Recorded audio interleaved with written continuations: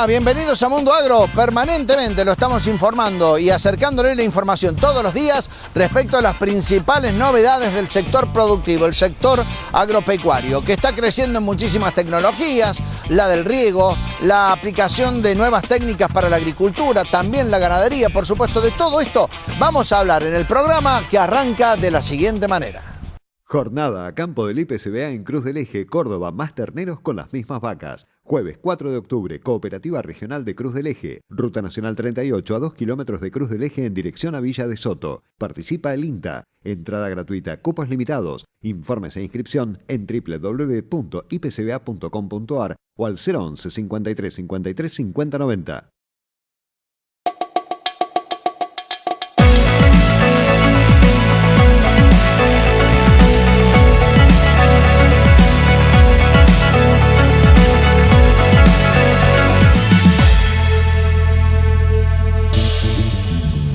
Gonzalo, ¿qué ha dejado esta edición 2018 de Vitrigo, donde la Bolsa de Cereales te tuvo junto al presidente como representante de Argentina? Sí, también no solamente con nuestro presidente, sino también con el ministro de Agricultura y Ganadería de la provincia, el doctor Sergio Busso. Hemos ido a Vitrigo, que es un congreso que nuclea a toda la industria molinera de Brasil, lo cual esto es muy importante porque representa la demanda que hacen de trigo argentino y Brasil es nuestro principal socio comercial. Entonces, en este encuentro lo que pudimos hacer es, aparte de ver lo que ellos esperan del mercado de trigo para la próxima campaña, es también posicionar y defender el trigo argentino, que es muy importante para ellos, que representa alrededor del 70-80% de las importaciones que hacen de trigo alrededor del mundo. Han tenido definiciones importantes porque han reiterado Brasil que va a salir a comprar trigo al mercado y una cantidad importante. Sí, Brasil siempre debe comprar trigo, no se autoabastece por una cuestión de la producción de los lugares donde puede producir, entonces necesariamente debe recurrir al mercado externo para poder conseguir el trigo. Ellos estiman una producción para esta campaña de entre 5 y 5,5 millones de toneladas, donde con un consumo de 11-12 millones van a requerir a partir de este año 6,5 millones de toneladas, lo cual es un número importantísimo. Y bueno, Argentina, como socio natural de Brasil, también como socio del Mercosur, le va a estar exportando entre 4 y 5 millones de toneladas. Así que es nuestro principal comprador y para ellos también somos el principal proveedor de trigo para la industria molinera brasilera. Bueno, esto es, estamos hablando de un trigo de muy buena calidad, es decir, de calidad molinera. Sí, el trigo que tiene Argentina, obviamente tenemos una producción muy grande y hay diferentes tipos de calidades, pero en general el trigo de Argentina tiene un buen nivel de proteína, un buen nivel de gluten, que es el que necesita la industria brasilera para transformar en harina y lógicamente en panificados en los eslabones posteriores. Pero eso es una harina de muy buena calidad que ellos valoran mucho y por una relación precio-calidad somos el principal socio por una cuestión natural. Ellos también demandan trigos rusos, estadounidenses, que son también de muy buena calidad, calidad panadera, pero por un arancel común que tiene el Mercosur, a veces se le dificulta llegar también a Brasil. Y algo que no hay que olvidar es que la mayor cantidad de molinos están en el sur del país, con una gran cercanía a Argentina, entonces también por eso somos el principal exportador de trigo al Brasil. Es decir, dentro de lo que significa esto, que pueden llegar a ser una exportación de 4 a 5 millones de toneladas, para Argentina es un muy buen título, un muy buen negocio. Sí, porque lo que es también importante resaltar es que a partir del aumento que se vio en la producción de trigo en los últimos años, el saldo exportable fue mucho mayor. Nosotros consumimos 6 millones de toneladas por año y nos sobran 14 millones para exportar al resto del mundo.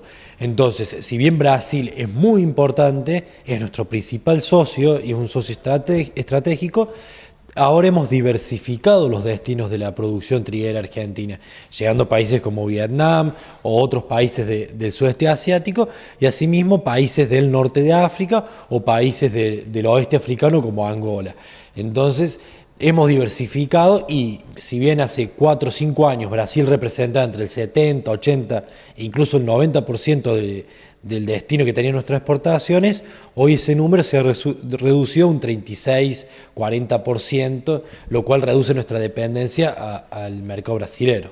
De todas formas, hablando de la realidad que hoy tiene precisamente el trigo, todo esto no hace más que darle certidumbre a la gran producción que se anticipa puede llegar a surgir en la actual campaña. Sí, eso es importante establecer los lazos comerciales que tenemos con Brasil y que hemos construido con estos países, nuevos clientes en estos últimos años, porque el saldo exportable es muy grande el que tenemos, entonces es necesario ubicarlo o venderlo.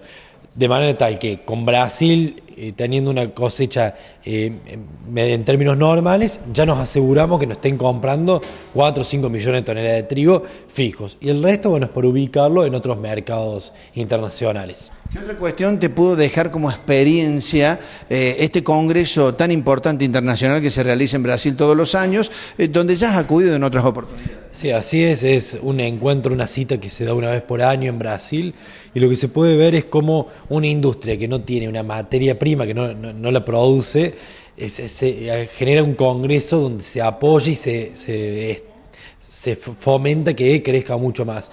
Entonces esto hace que necesiten de materia prima externa como la Argentina, y bueno, por eso es que nosotros vamos y participamos. Las cuestiones que de más relevancia que he visto es cómo fomentan el trigo para el cuidado de la salud, que muchas veces dicen no comamos más harina, y bueno, ahí lo promocionan como algo bueno para de esa manera aumentar la demanda de harina y poder crecer la actividad molinera. Así que veo cómo se genera todo un encadenamiento de todas las actividades alrededor de la molinería para fomentar esta industria, y bueno, es algo que nosotros también deberíamos hacer en el futuro, ya que somos un productor muy importante de trigo, de reunir a todos los integrantes de la cadena para salir al mundo con una marca común que es el trigo argentino. Cefar, compromiso con el campo. Cefar, somos PLA, repuestos y servicios. Cefar Riego, todo el respaldo en sistemas de riego. En Sinzacate, Cefar PLA, Cefar Riego. Momento de irnos a una breve pausa. En instantes seguimos con más Mundo Agro aquí en esta pantalla, la del productor agropecuario. Bueno, Mariano, está prácticamente llegando lentamente el nuevo sistema SISA que reemplaza la concepción de todo lo que eran regímenes de información que tenían que brindar los productores y administradores de campos. ¿Qué es lo que cambia y puntualmente a partir de cuándo los productores tienen que saber que las cosas se tienen que hacer de manera distinta? ¿Qué tal, Julio? Te cuento el sistema, el SISA como lo conocemos, Sistema Simplificado de Información Agrícola, comienza a regir a partir del 1 de noviembre, y este sistema, bien como vos decías, viene a reemplazar los regímenes de información y registros de los cuales era necesario para operar en lo que era la actividad agrícola, como el registro fiscal de operadores de grano, el registro de tierras rurales, el RESPA y el padrón de productores monotributistas. Eso es lo que es unificación de registro, ahora van a estar todo integrado dentro de lo que es el SISA.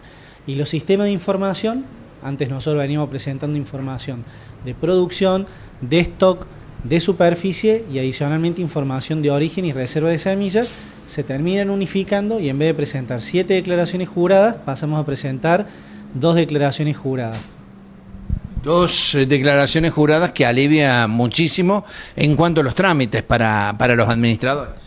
Sí, porque acá lo que tenemos la particularidad es que nos cambia la fecha de las mismas en cuanto a que a partir de ahora, antes nosotros teníamos un calendario que nos ocupaba 6 meses para ir cumplimentando cada una de ellas, ahora los regímenes de información se van a terminar centralizando en 2, como te decía, uno a partir del el primero que vamos a tener que empezar a cumplimentar es a partir del 1 de enero hasta el último día hábil del mes de febrero del 2019, que es el régimen de información de superficie de verano, y para lo que es el régimen de información de existencias y superficie de cultivos de invierno va a ser a partir del 1 de octubre hasta el 31 de octubre del año 2019.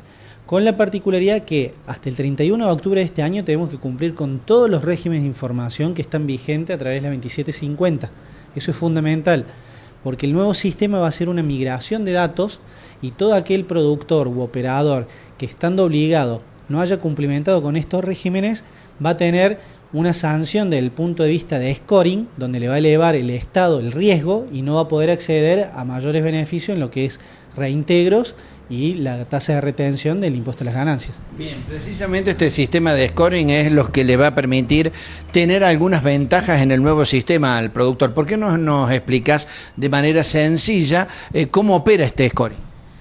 Te cuento, el scoring se va a formar por régimen por información formal y por información de conducta fiscal del contribuyente. Básicamente el scoring va a estar formado por 3 estados. Estado 1, de bajo riesgo, estado 2, riesgo medio, y estado 3, riesgo alto. El estado 1 te solicita y la condición que vos vas a tener para poder acceder a él es que tengas una permanencia dentro del registro fiscal de operadores de grano mayor a 24 meses y tener un nivel de SIPER, Sistema de Riesgo General de AFIP, A. O sea que tiene un alto nivel de cumplimiento. El próximo nivel son aquellos que no cumplan con esa cantidad de periodo dentro de lo que es el registro fiscal, tengan un nivel de riesgo diferente o presenten alguna inconducta desde el punto de vista formal, falta de presentación de alguna declaración jurada. Y el nivel 3 es el que te decía, que ya es cuando tenemos falta de presentaciones, incumplimiento de régimen de información, que hace que nos eleve el riesgo. Ese nivel de estado, ese riesgo, a mí me va a determinar que si estoy en el estado 1 voy a poder tener un acceso a retenciones del 5% y que me devuelven el 100% de esas retenciones, en el caso del IVA, y que no me practiquen retenciones de ganancia cuando yo hago la venta. En el estado 2, cuando yo haga la venta, me van a retener el 7% y me van a reintegrar el 6% en lo que es IVA, y en lo que es ganancia me van a retener un 2%. Y en lo que es el estado 3 me van a retener un 8% y no me van a reintegrar monto alguno por parte del IVA, y la retención de ganancia va a ser el 15%. O sea, si nos ponemos a comparar, es mucho la diferencia entre un estado y otro. Y si lo traslocamos a la situación actual del registro fiscal, pensemos que hoy un operador que está dentro del registro fiscal hace operaciones por venta y les retienen un 8% y le devuelven un 7%, y le practican una retención del 2%, con lo cual estaríamos en un nivel de estado 2 para asemejarlo, con lo cual si podemos acceder al menor nivel de retenciones, financieramente es mucha la diferencia. Bien, y en medio de todo esto, hoy por hoy, ¿el sistema parece sencillo para las nuevas tareas a las que se tiene que someter el productor o el administrador? El sistema va a ser el mismo de lo que conocemos actualmente a través de lo que es el registro de tierras rurales. No nos olvidemos que nosotros desde el 1 de enero venimos cumplimentando con el mismo. Lo que habla la resolución es que se va a migrar toda la información y que la base del sistema va a ser el TIRE, como lo conocíamos, donde tenemos que declarar el inmueble, dar de alta el mismo, aportar lo que eran las escrituras o instrumentos que lo vinculen con la posesión, los cedulones de pago de impuesto inmobiliario, dibujar el polígono y toda la cuestión vinculada a lo que es el alta. En tanto que para lo que es el alta de actividades o quién lo explota, vamos a tener que cumplimentar los contratos de alquiler, informar qué superficie y con qué cultivos están implantados. Bien. Con estas condiciones, evidentemente el trabajo se simplifica demasiado. Ventajas respecto al anterior sistema. Primero esperemos a ver cómo se termina implementando, para ver si realmente hay una simplificación o simplemente me agruparon información y simplemente por ese lado viene la facilidad. En vez de tener tantos regímenes de información, pasamos a tener 2. Sí, como ventaja interesante es que anteriormente con los regímenes de información de stocks y de superficie teníamos un periodo de ventana donde se tenían que cumplimentar, y si había alguna diferencia o se detectaba algún error en el mismo, teníamos que entrar con un proceso administrativo para corregirlo. Con el nuevo sistema va a ser automática la modificación vía web posterior a esa fecha, sin necesidad de trámite alguno, lo que va a disparar una posible fiscalización o verificación por parte del organismo, con lo cual nunca vamos a dejar de estar operativo para poder liquidar, que es lo que nos sucedía con el sistema actual. Eso como la gran ventaja se puede destacar. En cuanto a puntos a tener en cuenta, es que va a haber ahora 3 organismos que van a estar accediendo a esta plataforma, que va a ser por un lado AFIP, que es la que ya tiene todos los datos, adicionalmente lo que es SENASA a través del RESPA, y el que se suma es INASE, con lo cual entiendo que va a venir un control muy fuerte por parte de INASE en cuanto a lo que es el uso y origen de todo lo que son las semillas, porque hoy, más allá de la información que se aportaba anteriormente en el sistema, hoy va a tener un cruce de información básicamente con AFIP. Lo que quedará la duda es decir, ante esta situación o incumplimiento de estos organismos, si me van a bloquear o voy a tener un mayor nivel de riesgo por incumplimiento, o si van a seguir siendo independientes en cuanto a las sanciones de uno u otro. Bien, Mariano, para el final, ya está a punto, decías vos, de ponerse en marcha todo esto. ¿Cuál es la recomendación que le das a aquellos que vienen trabajando en toda esta situación, no han hecho capacitaciones y se preguntan de qué manera van a tener que operar después de que pase el mes de octubre? Y la mejor recomendación es que ya vayan viendo en qué situación tienen a cada uno de los operadores, tanto productores como intermediarios que estén dentro de lo que es la cadena comercial agrícola. ¿Por qué? Porque a partir de noviembre empieza a funcionar el sistema nuevo, donde se va a hacer una migración de un universo de sujetos y adicionalmente sobre esos sujetos se va a establecer una migración de estado. Lo que nosotros tenemos tiempo hasta esa fecha es empezar a corregir todas aquellas situaciones que nos detecten que vamos a tener un mayor riesgo, como puede ser falta de presentación de una declaración jurada o no cumplimiento de un régimen de información. Lo ideal sería que en el mes de octubre cumplimentemos con todo ello, que tengamos presente que hasta el 31 de octubre tenemos que presentar los regímenes anteriores, o sea, información de producción, capacidad productiva, superficie, existencia y todo lo concerniente a la 2750, que era la resolución que nos marcaba. Tenemos que hacerlo por el régimen viejo, tenemos que actualizar lo que son el TIRE, y la otra recomendación que daría que sí. Ahora estamos en época de cambio de contratos, con lo cual hay mucho movimiento de registración. Hagámoslo a los contratos en el registro de tierras rurales que actualmente tenemos, de manera que cuando ingresemos al nuevo sistema ya ingrese con la información actualizada de un sistema que conocemos, de manera que no andemos el 1 de noviembre viendo cómo es el sistema y qué cruce de datos están haciendo, sino que dejemos todo regularizado para entrar en lo que es el mes de noviembre tranquilos y tener tiempo de podernos capacitar, conocer el sistema y no estar condicionados por presentaciones de contratos o liquidaciones pendientes que no lo podemos realizar. Cefar, compromiso con el campo. Cefar, somos PLA. Repuestos y servicios. Cefar Riego, todo el respaldo en sistemas de riego. En Sinzacate, Cefar PLA, Cefar Riego. Momento de irnos a una breve pausa. En instantes seguimos con más Mundo Agro aquí en esta pantalla, la del productor agropecuario.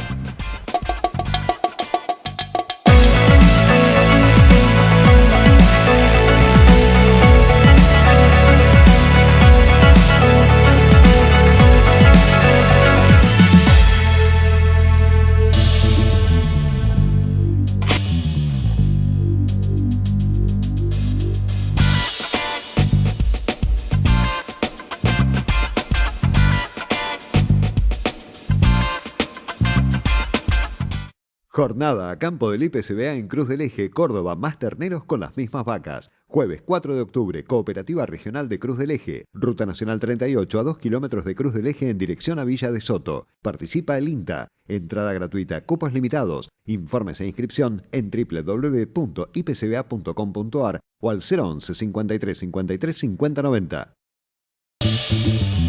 Seguimos en Mundo Agro compartiendo más información, un tema que nos parece realmente muy importante y está directamente relacionado con el tema de la agricultura. Ya lo compartimos, aquí está, por supuesto, este tema que es de sumo interés y que ya tenemos aquí en la pantalla de Mundo Agro, acompañándolo con toda la información para el hombre de campo.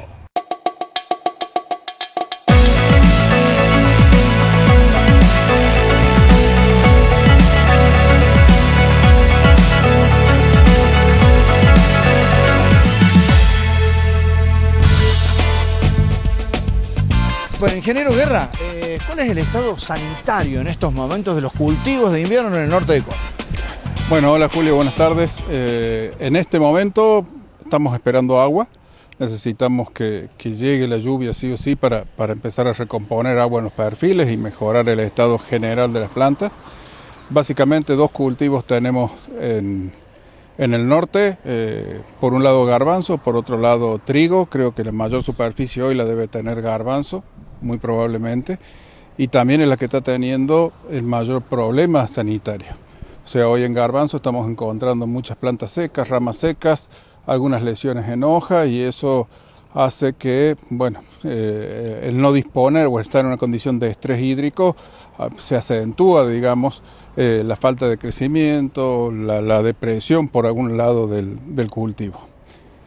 ¿Qué puede llegar a pasar en garbanzos si nos llueve y tener que aumentar la frecuencia de monitoreo? No nos queda otra que estar pendiente para ver si hace su primera explosión importante rabia, y a partir de allí empezar con los controles, ¿no? Nos habían comentado que hubo algún caso aislado en cercanías de Jesús María. ¿Ustedes tomaron contacto con ese lote? Hubo casos aislados, hay hoy algunos casos todavía dando vuelta sin fructificar, pero sin fructificar el patógeno, digamos, todavía está muy quieto, pero solamente hace falta que llegue un poco más de agua, ¿no? Que se empiece a reflejar una cuestión de lloviznas, de lluvias, y que la temperatura no nos esté pasando como en los fines de semana, en donde estamos teniendo por encima de los 35 grados. Eso no favorece al patógeno para nada y hace que todo su ciclo se vaya un poco más lento, pero también está incidiendo sobre el garbanzo en sí. Digamos, de alguna manera lo está, por decirlo mal y pronto, cocinando, digamos, con estas temperaturas, ¿no? Nos habían comentado que el garbanzo venía un tanto retrasado en cuanto al desarrollo como consecuencia de las bajas temperaturas. ¿Esto no ha provocado por ahí algún otro estrés, alguna otra posibilidad de que ingrese alguna otra enfermedad a partir del daño en la planta? Siempre que una planta está estresada, tiene mayor posibilidades de tener el ingreso de cualquier patógeno. En el caso del garbanzo, sí, sufrimos primeros heladas, hemos tenido un año prácticamente récord de heladas, con temperaturas que son notorias, digamos, no fueron frías como el año 2017, pero sí se hicieron notar. Se frenó el cultivo y posteriormente aparecieron temperaturas muy altas, en picos, alternando con heladas de nuevo. O sea, hay una sensibilidad por el estrés térmico también, que acompañado del hídrico hizo que la planta sea sensible a estar enferma. Quizás eso esté demostrando hoy la presencia de Fusarium en el cultivo y la presencia, creo que por primera vez en forma tan marcada, de Rhizoctonia, ¿no? En donde ha secado ramas y donde realmente ha dejado un poco sensible. Cuando uno los mira, los cultiva, empieza a ver amarilleos por muchos lados, falta de crecimiento, de tensión. Bueno, si a eso le tenemos que llegar a sumar el ataque de rabia, va a ser realmente un año difícil sanitariamente, pero bueno, es un año más, y como todo productor saben que tienen que pelear contra todos estos fenómenos, ¿no? Bien. En lo que respecta al tema del trigo, la condición que tienen hoy, vos decías que está haciendo falta agua, las distintas expresiones en cuanto a enfermedades que se han presentado, ¿cuáles son? En enfermedad en trigo hemos estado muy tranquilos, por decirlo de alguna manera. Algunos casos de manchas, ¿sí? De mancha amarilla, estando en macollaje ya y tirando ahora en estos días alguna que otra. Muy baja severidad, muy baja incidencia, y a la espera de los primeros ataques para la zona centro-norte de roya amarilla. La tenemos en Córdoba, está al sur. No está en el centro-norte todavía, pero bueno, es esperable que pueda llegar, ¿no? Hoy roya amarilla es el boom para el cultivo, porque no las teníamos y obviamente se está comportando con mucha agresividad. Bien, entonces, si hay lluvias, seguramente los productores van a tener que proceder a monitoreos para evaluar si a partir de la presencia de agua las condiciones pueden seguramente cambiar. Seguro. El técnico tiene que estar preparado y el productor tiene que estar preparado para hacer mucho más intensivo el seguimiento. O sea, ya no nos podemos quedar solamente a esperar la finalización, el cierre del ciclo y la cosecha. O sea, estamos en el momento justo en donde, pensando en la siembra de la campaña estival, vamos a estar pensando en el manejo sanitario de la campaña invernal, ¿no? Señor productor, los medicamentos mal empleados en el ganado pueden afectar la calidad del producto, la salud de los consumidores y restar mercados. Para evitarlo, es muy importante consultar con su veterinario antes de administrar cualquier medicamento, respetar los periodos de carencia y no enviar el ganado a faena antes del plazo estipulado. Con la ganadería, ganamos todos. Instituto de Promoción de la Carne Vacuna Argentina. Y ahora ha llegado el momento de la despedida. Nos vamos a reencontrar en nuestro próximo programa con más información para el sector productivo. Recuerde usted que todos los contenidos de Mundo Agro pueden ser revisados en nuestra web www.mundoagrocba.com.ar y en nuestras redes sociales, en Twitter, Instagram y Facebook, Mundo Agro CBA. Será hasta la próxima. Muchas gracias.